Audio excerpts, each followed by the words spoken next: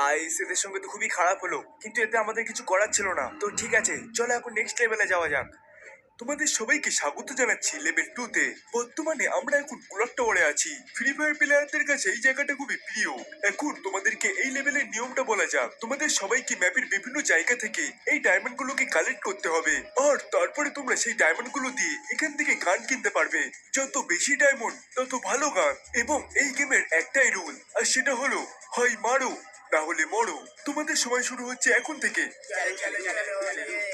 Shinchan ভাই জলদি আমার পিছনে আয়, আমাদেরকে ডায়মন্ড গুলোকে খুঁজতে হবে। তাছাড়া ভাই তোর কি মনে হয় আমরা কি এই ঘরে কোনো ডায়মন্ড পাবো? ফ্রেন্ডা, আমার পুরো বিশ্বাস এই ঘরে আমরা কিছু না কিছু পেয়েই যাবো। এই ঘরে অনেক লুট পাওয়া যায়। ভাই সাহেব শিনচান, তোর তো দেখছি অনেক এক্সপিরিয়েন্স আছে ভাই। হ্যাঁ, কারণ আমি ফ্রি ফায়ার খেলি। বাহ, তাহলে নিশ্চয়ই তুই প্রো প্লেয়ার হবি। সে আর বলতে, এখন আমি এতটাও মহান নই। কিন্তু ভাই আমি এখনো কিছু খুঁজে কেন পাইনি?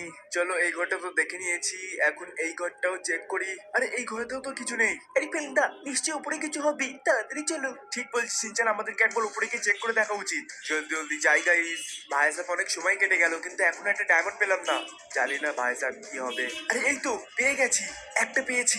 বলেছিলাম না? হ্যাঁ সিনচান, চল প্রথম ডায়মন্ড তো পেয়ে গেছি, এখন ঝটাপট এটাকে তুলে নেই। ভাই সাহেব এইবার মজা আসবে। কিন্তু ভাই সাহেব মনে হচ্ছে না একটা ডায়মন্ডে খুব একটা ভালো গান পেয়ে যাবো আমরা। আমাদের আরো ডায়মন্ডের প্রয়োজন, না হলে বাকিরা আমাদের আগে ভালো গান পেয়ে যাবে, আর আমরা ওদেরকে হারাতে পারবো না। হ্যাঁ, তুমি একদম ঠিক বলেছো। তো ঠিক আছে, ওয়েট কিসের জন্য করছি?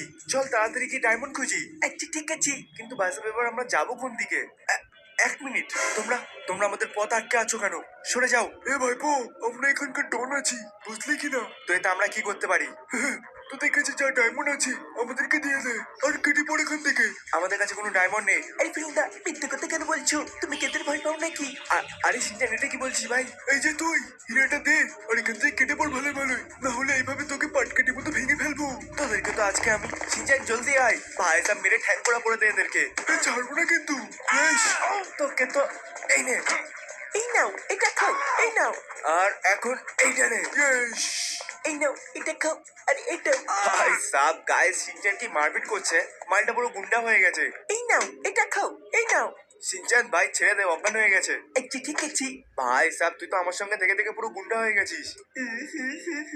এখন আমি এতটাও মহান নই। ওহ গাইস, এদের কাছ থেকে একটা ডায়মন্ড পেয়েছি। তো এখন আমাদের কাছে টোটাল দুটো ডায়মন্ড আছে। তো এখন ফাইনালি সময় চলে এসেছে এই ডায়মন্ড গুলো দিয়ে আমি একটা গান নেব। সিনচান জলদি চল, আমাদের আগে ওখানে কেউ পৌঁছে না যায়। আরে আসছি তো। গাইস আর জানি না দুখানা ডায়মন্ড দিয়ে আমরা কোন গান পেতে চলেছি, কিন্তু আশা করছি খুব একটা ভালো হবে না। এখন আমরা চলে এসেছি সেই জায়গাতে, তাড়াতাড়ি যাই। ওহ নো, এটা কি? ওখানে কেউ তো আছে।